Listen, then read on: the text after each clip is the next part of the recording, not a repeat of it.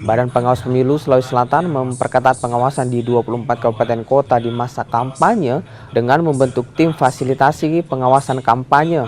Tim ini bekerja 24 jam untuk mengawasi potensi pelanggaran yang terjadi di wilayah tugas mereka. Tak hanya mengawasi, Bawaslu juga membuka hotline laporan warga jika menemukan adanya pelanggaran yang dilakukan caleg, ASN hingga penyelenggara pemilu. Di kantor Bawaslu Provinsi Selatan belum ada yang masuk. Kemudian himbauan ini sudah ada himbauan kurang lebih 9 himbauan terkait masalah masa kampanye ini. Tetapi sampai sekarang masih kondusif karena memang kita kedepankan pencegahan.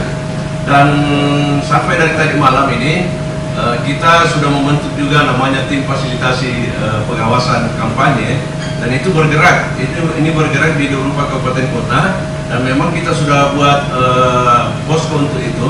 Dan memang sumpah teman-teman di kabupaten kota, meskipun baru 2 bulan dilantik ini, memang sudah disumpah untuk bekerja bukan di hari kerja, tetapi bekerja di hari kalender, ya, di hari kalender 24 jam. Jadi insya Allah dalam rangka mengantisipasi hal-hal yang tidak diinginkan, terutama apa yang menjadi supaya tidak bias, apa menjadi fenomena sekarang, apa menjadi sorotan, tentu gerak cepat dari teman-teman di 24 kabupaten kota